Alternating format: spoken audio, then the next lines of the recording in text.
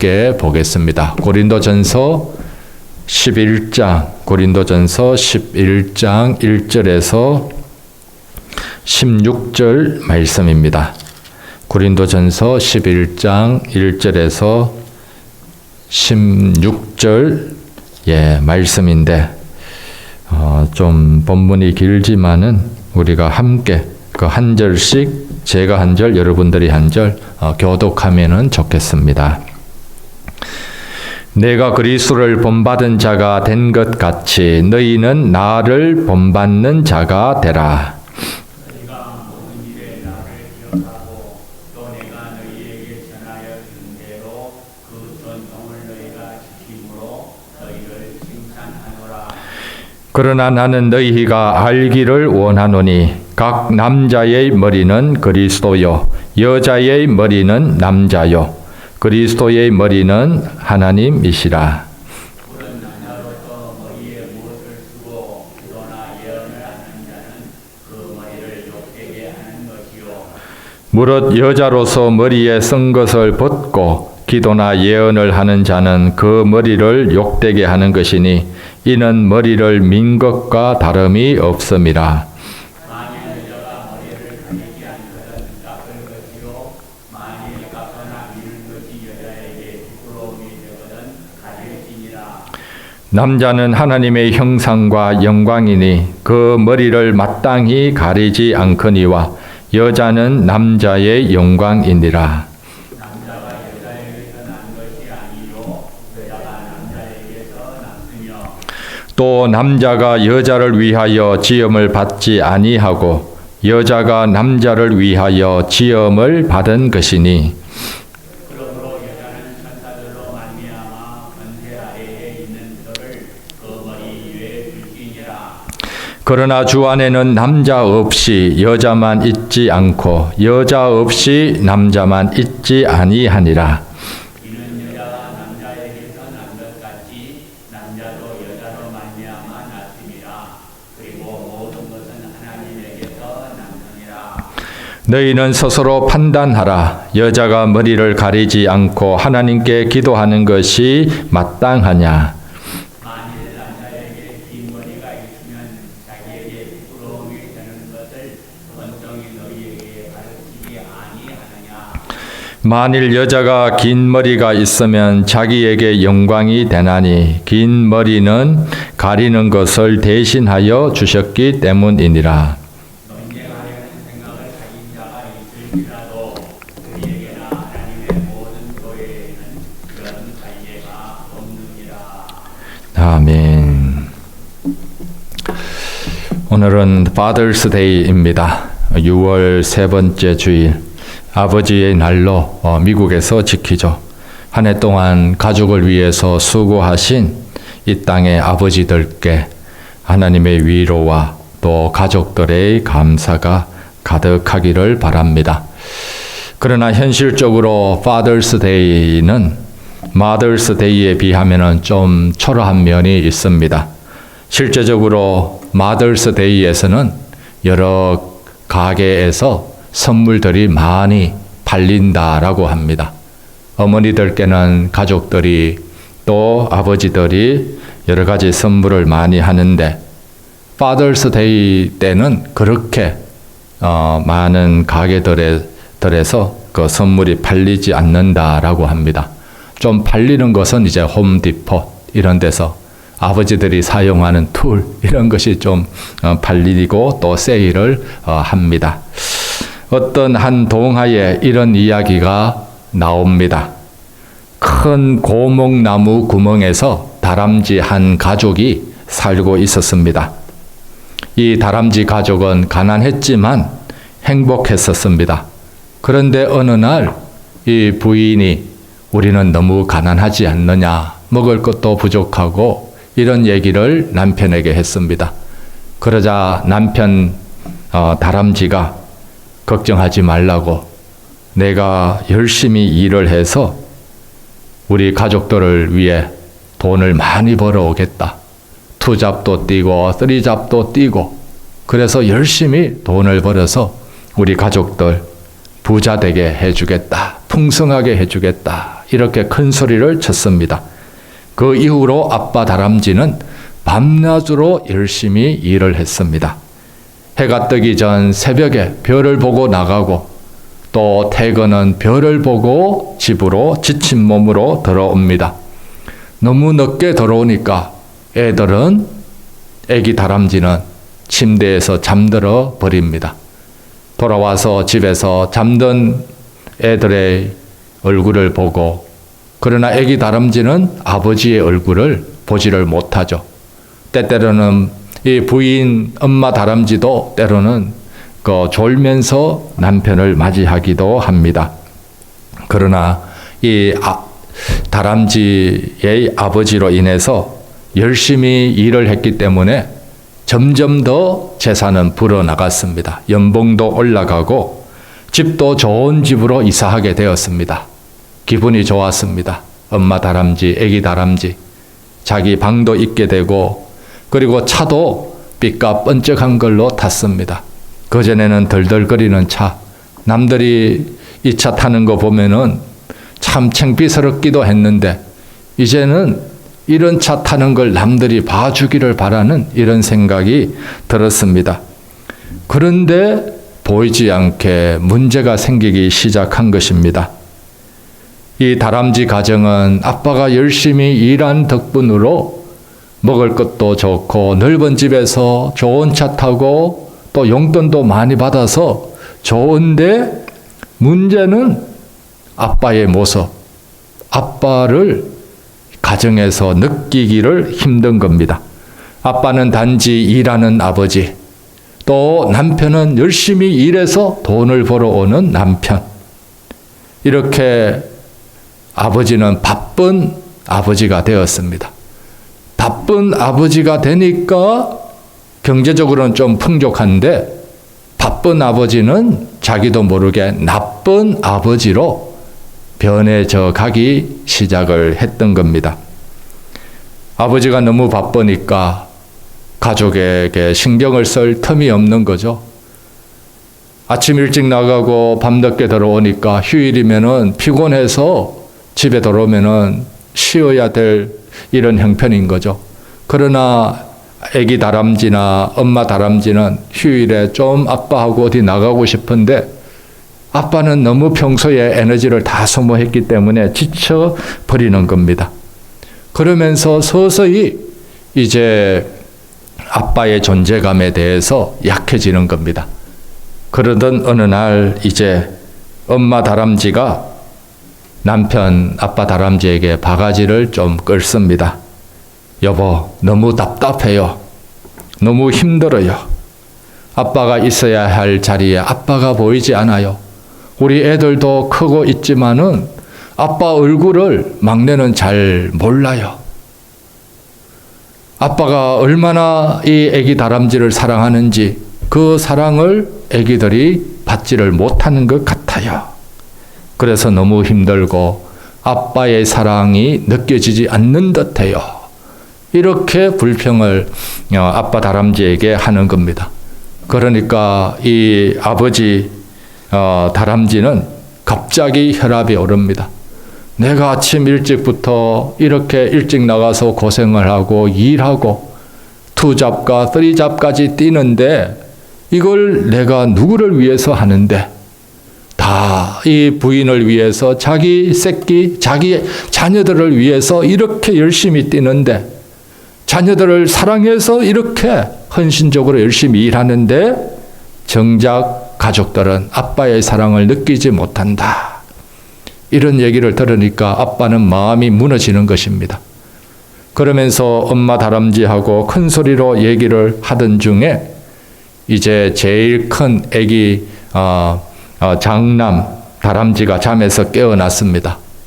아빠가 들어왔고 엄마하고 큰 소리로 얘기하는 것이 들리니까 이 제일 큰 다람쥐가 애기 다람쥐가 이제 막내를 깨우면서, 막내야 일어나 봐라. 지금 아빠가 들어오셨는데 저분이 우리 아빠다. 저분의 수고로 저분이 우리를 위해서 일했기 때문에 저분이 우리를 위해서 돈을 벌어 있기 때문에 우리가 이런 좋은 집에서도 살고 차도 굴리고 그리고 맛있는 음식도 먹는 거야. 저분이 이래서 이 모든 것을 우리들을 위해서 사준 것이야. 이 이야기를 큰형 다람쥐가 막내에게 얘기를 한 겁니다. 그러자 막내 다람쥐가 곰곰이 듣다가 이런 얘기를 했답니다. 형, 그럼 저분에게 우리 아빠를 사달라고 하자. 막내 다람쥐가 형, 저분에게 우리 아빠를 사달라고 하자. 이렇게 얘기를 했답니다.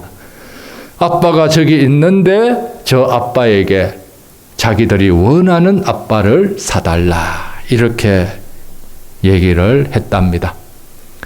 동화지만은 오늘의 아버지들의 현실을 표현한 것입니다. 현주소죠. 참 안타깝기도 하고 또 슬픈 이야기이기도 합니다. 그러나 오늘 우리들이 이렇게 살아가는 경우들이 많이 있습니다.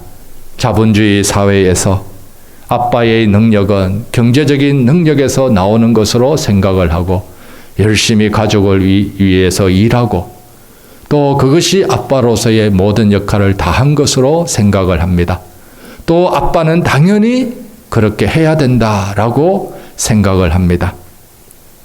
아빠의 능력 근위는 얼마나 연봉이 많으냐, 얼마나 경제적인 능력을 가족에게 제공하느냐, 여기에 따라 때때로는 주어진다, 여기에 비례한다라고 생각하기도 쉽습니다. 경제적으로 무능한 아버지는 또 가족으로부터 무능한 아버지로 때로는 여겨질 수도 있는 이런 시대에서 우리들이 살고 있습니다. 그러나 진정한 아버지의 능력, 아버지의 권위는 어디에 있는가? 경제적인 능력에 있습니까? 아니죠. 진정한 아버지의 능력은 사랑의 능력에 있고, 그리고 오늘 본문 말씀에 보면 아버지의 권위와 능력은 하나님 창조 질서에서부터 주어져 있음을 말씀하고 있습니다. 오늘 본문 3절에 보면 그러나 나는 너희가 알기를 원하노니, 사도 바울은 그 당시 고린도 교회에게 알게 하기 원하는 것이 있었습니다. 각 남자의 머리는 그리스도요 여자의 머리는 남자요 그리스도의 머리는 하나님이시니라. 각 남자의 머리는 그리스도고 여자의 머리는 남자요 그리스도의 머리는 하나님이시니라. 여기서 남자의 머리는 그리스도요 그리스도의 머리는 하나님, 이건 잘 인정이 되기 쉽습니다. 그러나 여자의 머리는 남자요, 여기에는 걸리게 됩니다. 많은 페미니스트 여성들은 성경의 어느 부분은 참 싫어합니다. 이런 부분이 나오면은 이런 부분은 성경 구절에서 빼버리고 싶어 하기도 하고, 이런 어떤 분은 이런 구절을 통해 갖고 가부장적인 사회 질서를 주장하기도 합니다. 사도 바울은 가부장적인 유교의 사회 가정 질서를 옹호하기 위해서 이런 구절을 적은 것이 아닙니다. 또 남존 여비의 사상을 얘기하기 위해서 이 구절을 적은 것도 아니죠. 이 구절은 하나님 창조의 질서를 오늘 우리들에게 알려주는 것입니다. 아버지의 권위와 능력은 어디에 있는가? 하나님이 부여하신 창조의 질서에서부터 먼저 주어져 있다는 것을 알아야 됩니다.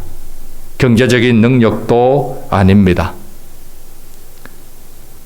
아버지들의 연봉에 따라서 권위가 높아지고 약해지는 것도 아닙니다.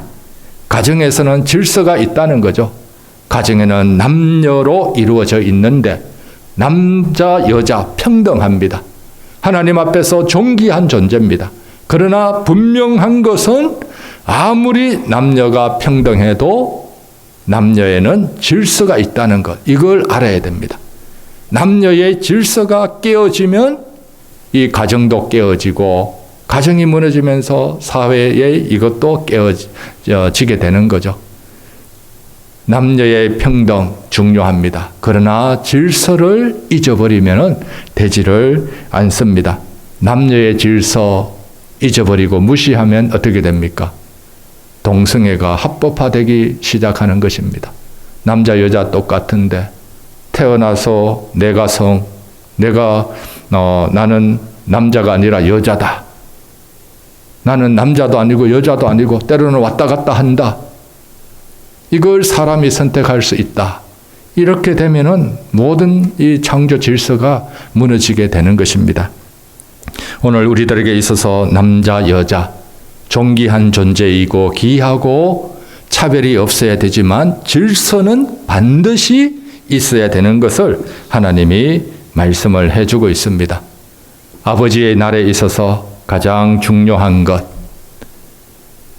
아버지들의 권위와 아버지들의 능력, 이거는 하나님께서 창조의 질서에서부터 비롯되었다는 것, 우리들이 꼭 기억해야 될 줄 믿습니다.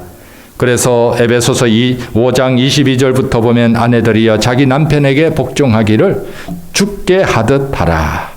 이는 남편이 아내의 머리됨이 그리스도께서 교회의 머리됨과 같음이니 그가 바로 몸의 구주시니라. 그리고 아내들도 범사에 자기 남편에게 복종하고 남편은 아내를 사랑하는 것, 이걸 얘기를 하고 있습니다. 각각 질서가 있다는 거죠.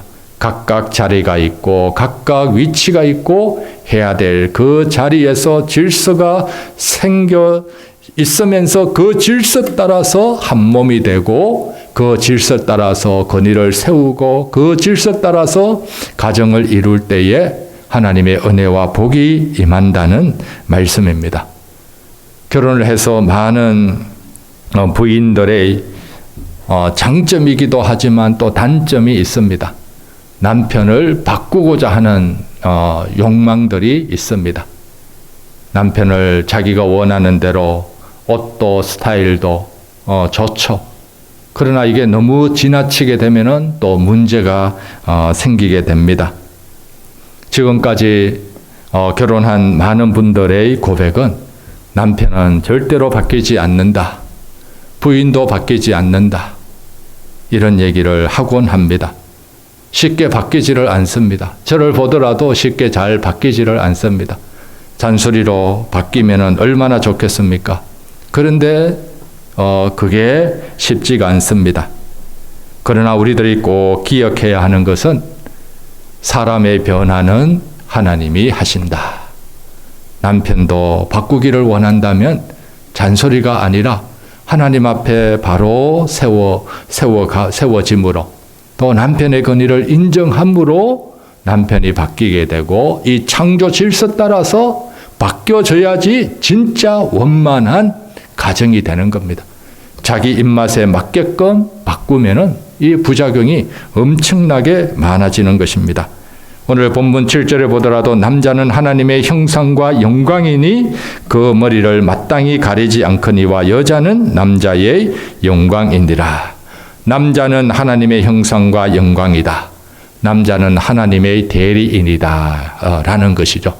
그리고 남자가 남자 되는 길은 하나님의 대리인으로서 하나님을 인정하고 하나님의 모습을 보여줄 때 진정한 남자가 되는 것입니다.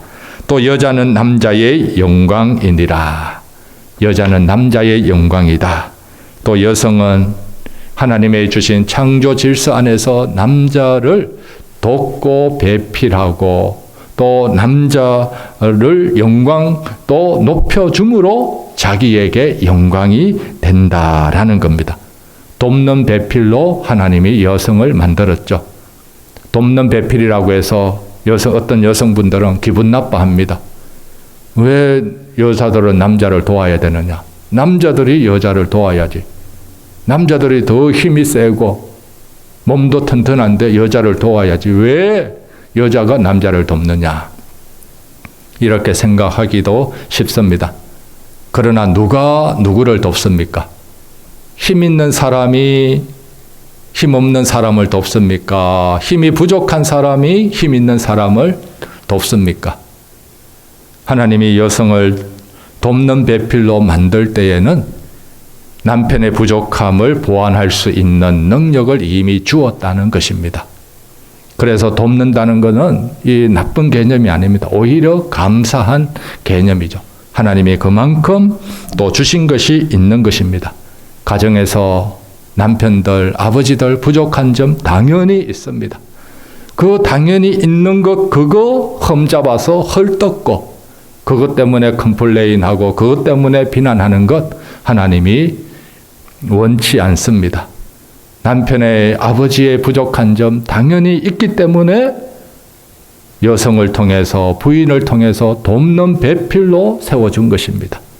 그래서 가정이 잘 세워지기 위해서는 남편들 당연히 부족한 점 있습니다. 이것 부인들이 부족한 점 보완하고 채워주는 사람이 될 때에 부인에게도 영광이 되고 남편에게도 이 큰 영광이 되고 하나님이 기뻐하는 가정이 되는 것이죠. 평강공주와 바보 온달. 평강공주와 바보 온달. 이 바보 온달 평강공주 덕에 위대한 장군이 됩니다. 글도 모르는 바보가 그를 부인으로부터 배우고 무예도 익히게 되고 나라를 구하는 엄청난 위대한 인물이 되는 것이죠. 평강공주가 바보 온달 너는 왜 남편으로서 글도 모르느냐 왜 할쏘기도 못하느냐 원망과 불평을 했다면 이 바보 온달이 장군이 되었겠습니까? 평강공주는 남편의 부족함을 보완하고 남편의 부족함을 채워주었기 때문에 바보와 같은 온달이었지만 위대한 장군 또 위대한 나라를 구하는 사람이 되었던 것입니다. 오늘 이 시대에 있어서 아버지와 남편의 기는 부인들이 살려주어야 합니다. 부족함이 있는데 또 남편들 내 마음에 들지도 않는데 어떻게 남편들을 세워줘야 되느냐. 내 마음에 안 들어도 남편은 남편이고 창조의 질서에 있어서 우리 하나님이 세워줄 때 남편을 세워줄 때 하나님이 기뻐하시는 것입니다. 하나님께서는 남편을 잘 세워주는 부인을 하나님은 아름답게 보시고 귀하게 보십니다. 남편에게 문제가 있더라도 깎아내리는 것 이거는 부인으로서 해야 될 일이 아닙니다. 모든 책임, 문제가 있다면 모든 책임은 남편에게 있고 이것은 또 합당한 자세가 아닙니다. 우리들의 가정에서 하나님은 남편의 부족함도 압니다. 부인의 부족함도 압니다. 그러나 이런 부족함을 서로 세워주면서 또 그러면서 서로의 권위를 인정해주는 가정이 되는 것 이것을 하나님이 기뻐하십니다. 그런 가운데 하나님의 축복의 통로가 가정에 열리게 되는 거죠. 가끔 이제 이런 얘기하면은 남편이 남편다워야지 아버지가 아버지다워야지 기도 살려주고 세워주지 않느냐 이런 얘기를 할 수도 있습니다. 물론 맞는 말입니다. 아주 남편이 큰 외도나 이런 것 범하지 않는 이상 사소한 여러 가지 부족한 점들은 그래도 세워주고 보완해주는 것이 꼭 필요합니다. 남편 불평하는 것, 또 문제점이 있는 것, 내가 고치고 싶어서 고치지 못한 것, 이런 것은 하나님 앞에 가지고 가서 하나님 앞에 하소연하고 하나님 앞에 토해놓고 하나님 앞에 기도하는 이것이 소중합니다.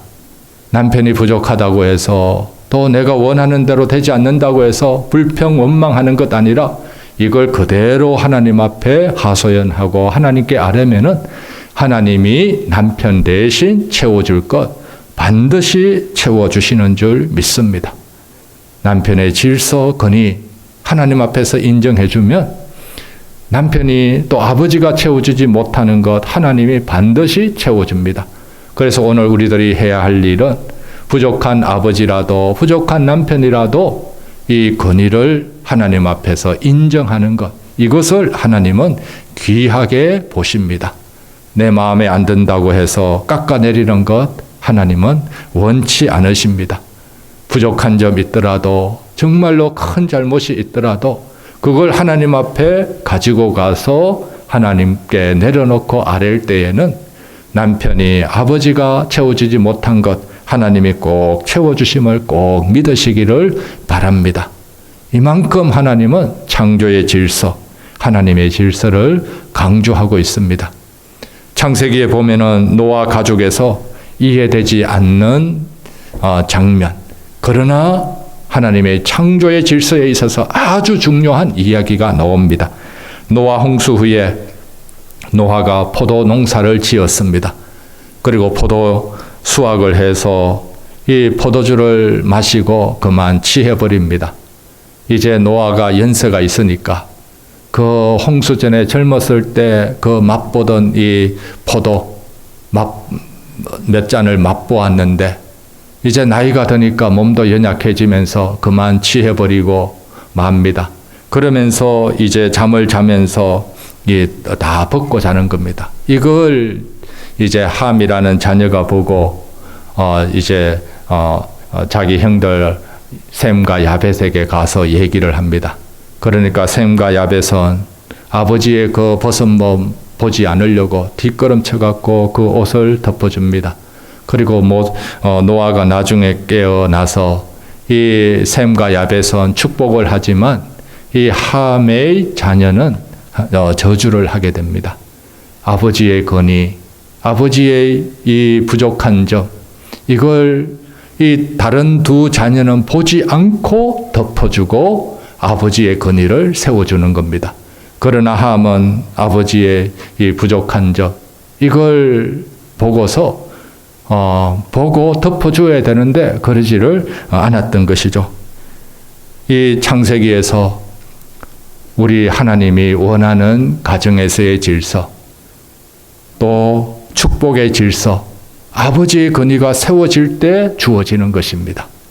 가정이 잘 되기 위해서는 아버지가 세워져야 되고 또 부인이 또 잘 보필하고 또 사랑 가운데 세워질 때 하나님의 축복의 통로가 가정에 활짝 열리게 됨을 믿습니다. 그리고 또 예레미야 시대에는 참으로 귀한 믿음의 가정들이 또 가문들이 있었습니다. 레갑 족속인데 예레미야가 하나님의 말씀을 듣고 레갑 족속, 레갑 후손들에게 찾아갑니다. 찾아가서 포도주를 다 한 잔 따라주면서 이것 좀 마시라고 하니까 레갑 족속들이 후손들이 안 마신다고 합니다. 선지자가 찾아가서 따라주면 영광입니다. 그러면서 마셔도 되는데 안 마시는 겁니다. 왜 안 마시느냐 하니까 우리 아버지들의 유언에 포도주 마시지 말고 집도 짓지 말고 이렇게 살아라. 아버지들이 조상들이 유언을 했습니다. 그 유언 때문에 위대한 선지자 예레미야가 주는 이 잔도 거절을 했던 겁니다. 하나님께서 이런 레갑 족속을 얘기하면서 이스라엘 백성들 너희는 이걸 보느냐? 레갑 족속들은 자기 아버지들의 말씀에 순종하고 아버지들의 건의를 이렇게 인정하는데 너희들은 내가 진짜 너희들의 아버지인데 나를 얼마나 인정하고 나의 건의를 인정하고 나의 말씀을 존중하느냐. 이걸 이제 이스라엘 백성들에게 깨닫게 하려고 예레미야에게 이런 테스트를 하라고 한 것입니다. 이 레갑 족속이 이렇게 예레미야 선지자의 이 포도주 잔은 마시지 않았지만 자기 조상들의 그 명령을 따르기 위해서 그러니까 하나님이 어떤 은혜를 내리시는가.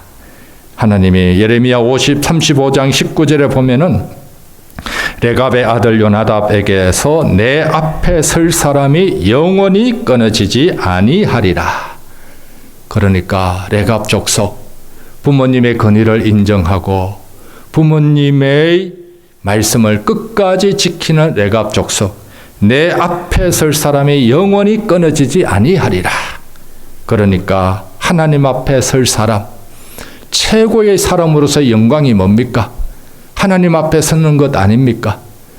하나님 앞에서는 그 존귀한 사람이 되는 이런 최고의 영광이 레갑 족속에게서 영원히 지속되리라 라는 큰 은혜를, 축복을 하나님이 주신 것입니다. 오늘 아버지의 날에 아버지의 근위는 하나님으로부터 주어짐을 알고 또 창조 질서에서 있음을 알고 오늘 우리들은 우리들의 영적인 자리를 잘 지켜나가야 될 줄 믿습니다. 나의 자리, 나의 영적 자리를 지키고 아버지의 근위는 아버지의 근위대로 또 인정해주고 존중해주고, 혹시 아버지가 또 남편이 내가 원하는 대로 되지 않는 이런 부분이 있고 부족한 점이 있더라도 그것까지 보완해주는 더 넓은 마음이 있기를 바랍니다. 그리고 정말 속이 상한 부분이 있다면 하나님께 하소연하고 하나님께 아뢰면 또 하나님이 남편이 되어서 또 채워주지 못하는 것 다 채워줄 줄 믿습니다. 오늘 우리들이 해야 하는 것은 그래도 하나님의 질서 따라 말씀 따라 아버지의 근위를 인정해주고 아버지로부터 받아야 될 축복이 있음을 꼭 기억하시기를 바랍니다. 아버지의 축복은 어디에 언제 있는가? 아버지가 연약하고 병들고 약해지더라도 아버지의 축복권은 그대로 있게 됩니다. 오히려 더 연약할수록 연세 들수록 그때가 아버지의 축복을 더 받아야 될 때입니다. 야곱도 연세 들어서 자녀들에게 축복을 해줍니다. 모세도 마찬가지입니다. 아버지에게서 받아야 될 축복, 아버지의 근위를 인정해 줄 때 받을 수가 있습니다. 또 세워줄 때 받을 수가 있는 것이죠. 오늘 이 시대에 파더스 데이를 맞이해서 진정한 아버지의 자리, 또 아버지의 근위, 또 아버지의 사랑 한 번 더 생각하면서 결국에는 하나님께서 우리들의 진정한 아버지가 되어주시고 남편이 되어주신다는 사실 꼭 기억하면서 하나님 앞에서 우리들이 든든히 세워지고 아버지의 근위가 세워지면서 축복의 통로가 활짝 열려지기를 바랍니다. 축복의 통로가 아버지를 통해 부인에게, 아버지를 통해 자녀들에게, 온 가족들에게 이 축복의 통로가 길이 활짝 열려지는 큰 은혜가 있기를 바랍니다. 기도드리겠습니다. 하나님 아버지, 오늘 아버지의 날을 맞이해서 이 땅의 아버지들의 수고와 사랑으로 가정이 세워지고 또 더 든든히 주님의 말씀으로 또 주님의 은혜 가운데 세워지게 해 주시기를 원합니다. 특별히 아버지의 근위가 하나님의 말씀 따라 창조의 질서 따라 회복됨으로 하나님의 축복의 통로가, 하나님 축복의 길이 활짝 열려지는 은혜 더해 주시기를 원합니다. 또한 육신의 아버지뿐만 아니라 하늘에 계신 우리들의 아버지도 날마다 기억하며 살아가기를 원합니다. 아버지의 뜻을 가슴에 새기고 아버지의 사랑을 중심으로 복된 가정 다 되도록 성령께서 인도해 주시기를 원합니다. 혹시 아버지로 인해 마음이 아파하는 분이 있습니까? 혹시 남편으로 인해 상처받은 심령들 있습니까? 하나님 앞에 아뢰일 때에 하나님께서 아버지가 되어주시고 남편이 되어주셔서 하나님이 은혜와 축복의 길 더 걷게 하여 주시기를 원합니다. 부족한 점이 있는 아버지와 남편이더라도 그래도 우리들은 하나님의 말씀 따라 근위와 그 사랑을 인정하며 나아가도록 도와주시고 세워줌으로 우리 자신들이 더 세워지는 은혜가 있게 해 주시기를 원합니다. 우리들의 모든 답답함 주님이 거두어 주시면서 오히려 이것이 더 밝고 시원한 은혜가 되도록 주님께서 역사하여 주실 줄 믿습니다. 오늘도 주님 앞에 귀한 예물 드렸습니다. 드린 손길 복되게 하여 주시옵소서. 이 예물이 주의 복음을 위해 주의 나라를 위해 요긴하게 사용되며 오늘 우리들도 주의 복음에 동참하는 큰 은혜를 덧입게 하여 주시옵소서. 여호와는 내게 복을 주시고 너를 지키시기를 원하며 여호와는 그의 얼굴을 내게 비추사 은혜 베푸시기를 원하며 여호와는 그 얼굴을 내게로 향하여 드사 평강 주시기를 원하노라. 지금은 우리 구주 예수 그리스도의 크신 은혜와 하나님 아버지의 변함없으신 사랑과 성령님의 교통하심과 위로하심과 역사하심이 하나님의 창조 질서를 세워가고 특별히 이 질서 따라 아버지의 권위를 회복하고 세움으로 하나님 축복의 통로와 축복의 길이 활짝 열리기를 소원하는 사랑하는 자녀들 머리 위에 가정과 교회와 일터 위에 이제부터 영원토록 함께 하시기를 간절히 축원하옵나이다. 아멘.